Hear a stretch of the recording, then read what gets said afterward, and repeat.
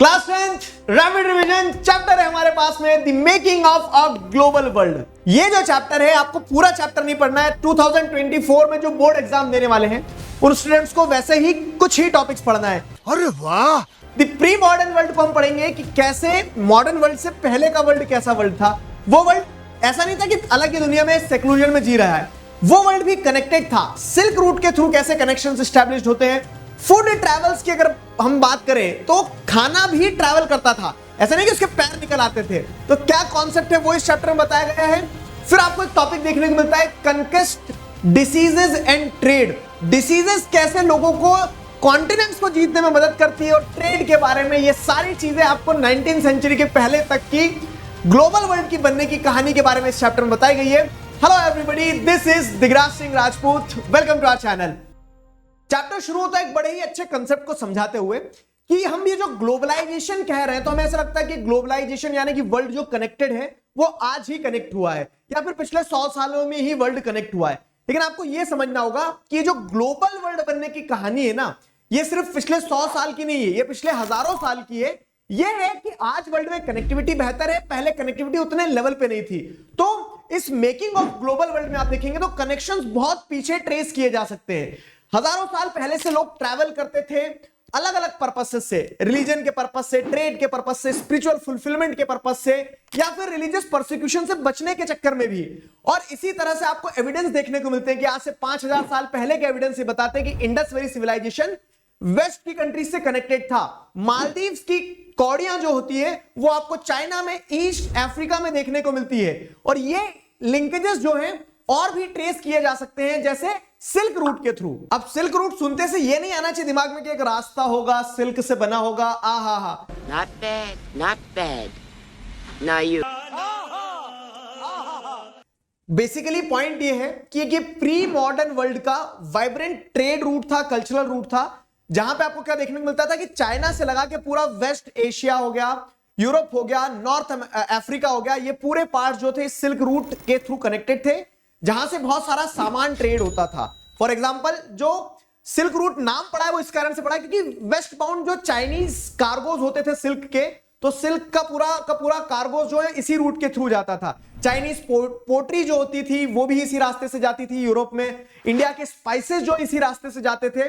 और ऐसा नहीं कि हम वहां से थैंक यू लेटर लेके आ जाते थे। What? वहां से बदले में जो सोना चांदी आता था यूरोप से, क्यों सामान दे रहे हैं तो पैसा देंगे ना, तो सोना चांदी भी इसी रास्ते से आता था। पैसा ही पैसा होगा। अब सिर्फ ट्रेड नहीं होता था, trade and culture went hand in hand. मतलब कि इन्हीं रास्तों से, जैसे आप देखेंगे तो क्रिश्चियन प्रीचर्स भी आए, इस्लामिक प्रीचर्स भी इसी रास्ते से आए। बुद्धिज्म जो है तो वर्ल्ड के अलग अलग पार्ट में जो स्प्रेड होता है वो सिल्क रूट के थ्रू होता है। तो कुल मिला के जो धार्मिक दंगल हो रहा है ना वो इस रूट पे आपको देखने को मिल रहा था। तो सिल्क रूट सिर्फ ट्रेड रूट नहीं था, आपको वहां पे ये भी देखने को मिलता है कि कैसे cultural connections pre modern world के इंटरकनेक्शन को दर्शाते हैं। सिमिलर एग्जांपल की लॉन्ग डिस्टेंस पे जो कल्चरल एक्सचेंज है वो आपको फूड के थ्रू भी देखने को मिलता है।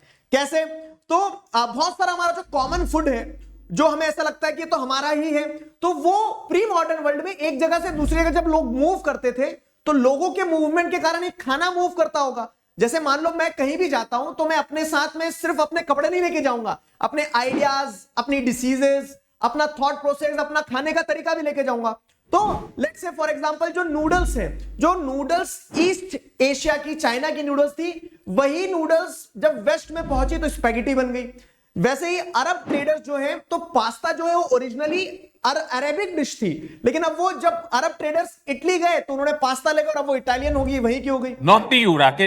तो केस क्या आता है कि ऐसे कल्चरल एक्सचेंजेस दर्शाए जाते हैं फूड के थ्रू। सिमिलर एग्जांपल आप जैसे देखेंगे तो अमेरिका की डिस्कवरी लेट 15th सेंचुरी में होती है। उसकी डिस्कवरी के पहले तक बहुत सारा हमारा जो कॉमन फूड है, अमेरिका मतलब नॉर्थ अमेरिका और साउथ अमेरिका, तो बहुत सारा हमारा कॉमन फूड, जैसे अगर आप देखेंगे ग्राउंड नट हो गया, सोया हो गया, मेज हो गया, टमेटोज हो गए, पोटैटो हो गया, चिलीज हो गई, तो ये these were not known to us. 500 साल पहले ये कुछ भी नहीं था हमें पता। जब अमेरिकन इंडियंस, अमेरिका की डिस्कवरी हुई, वहां के जो नेटिव्स थे अमेरिकन इंडियंस, उनके द्वारा ये जो क्रॉप्स का इस्तेमाल किया जाता तो इन क्रॉप्स को फिर यूरोप और एशिया तक पहुंचाया गया। कभी कभी फूड जो है तो जीने मरने का डिफरेंस पैदा कर देता था। एग्जांपल के तौर पे जैसे अगर आप देखेंगे जब अमेरिका की डिस्कवरी हुई तो जो पोटैटो था उस पोटैटो को यूरोप में इंट्रोड्यूस किया गया और European poors begin to live well. क्यों? क्योंकि वो सस्ता था आलू, हम्बल पोटैटो। लेकिन जब एक बार फसल खराब होती है उस आलू की, तो ग्रेट आयरिश फेमाइन जैसी स्थिति देखने को मिलती है मिड 1840s में। अब अगर आप देखेंगे तो लास्ट टॉपिक जो इस चैप्टर का वो है कन्क्वेस्ट, डिसीज और ट्रेड। 15th सेंचुरी आते आते क्या होता है ना, ये जो ग्लोबल वर्ल्ड था जो अभी तक उतना कनेक्टेड नहीं था, मैंने बताया कनेक्टेड पहले भी था लेकिन उस लेवल पे नहीं था, तो ये ग्लोबल वर्ल्ड श्रैंक हो रहा था। अब ऐसा मत समझना कि सिकुड़ गया दुनिया। श्रैंक होने का मतलब ये कि नए नए सी रूट्स ढूंढ लिए गए थे, तो लोग एक जगह से दूसरी जगह मूव करने लगे थे, लोग एक्सप्लोरेशन पे निकलने लगे थे। इस कारण से वर्ल्ड की कनेक्टिविटी बेहतर हो गई थी। यूरोपियन सेलर्स जो कि थोड़ा सा टेक्नोलॉजिकली एडवांस थे, तो अपनी नाव बना बना के समुद्र में कूद पड़े। चाबी कहाँ है? ठीक है, क्रिस क्रॉस करते रहे, अमेरिका को डिस्कवर कर लिया, एशिया के टुवर्ड्स रूट डिस्कवर कर लिए, इंडियन ओशन में खूब बिजी ट्रेड हो रहा था, मजे मजे हो रहे थे। तो इस स्थिति में जैसे अगर आप देखेंगे जब अमेरिका डिस्कवर हुए तो vast land, ample opportunity for cultivation, तो बहुत सारे लोग माइग्रेट कर गए। इनफैक्ट आप देखेंगे तो there were stories about this कि साउथ अमेरिका में क्या है, फेबल सिटी ऑफ गोल्ड है, एल्डोराडो, तो उसकी तलाश में आप देखेंगे तो बहुत सारे लोग सिल्वर और गोल्ड की माइनिंग के लिए साउथ अमेरिका पहुंच गए।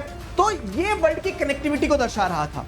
ये यूरोपियंस जो जगह जगह झंडे गाड़ रहे थे ना, तो इस चीज में इनके सुपीरियर फायर पावर के अलावा भी डिसीजेस ने मदद कर दी है। क्या बोला तूने? एग्जाम्पल के तौर पे मैं आपको बताता हूं, जैसे पोर्टुगीज और स्पेनिश कनकरर्स जो थे उन्होंने अमेरिका के ऊपर विजय हासिल करी, अमेरिका को जीता, कॉलोनाइज किया, तो उसमें उनको स्मॉल पॉक्स ने मदद किया। अब आप पूछोगे ऐसे कैसे, आर्मी में थे क्या स्मॉल पॉक्स? नहीं, रीजन इज वेरी सिंपल कि स्मॉल पॉक्स एक बीमारी थी जो यूरोपियंस तो जिसके टुवर्ड्स इम्यून थे, मतलब उनका इम्यून सिस्टम डेवलप हो गया था। लेकिन अमेरिका का लंबे समय तक आइसोलेशन था, तो अमेरिका के जो नेटिव्स थे तो वो लोग बीमारी से नहीं लड़ सकते थे, उनका इम्यून सिस्टम उतना डेवलप नहीं था। और जब यूरोपियंस वहां पहुंचे तो यूरोपियंस हैंड्सअप बोलते अपने बंदूकों के थ्रू, उसके पहले ही क्या हो गया, बॉडी डाउन हो गई थी बेचारे अमेरिकन्स की, क्योंकि they were not immune to diseases such as smallpox. बस हवा निकल गई।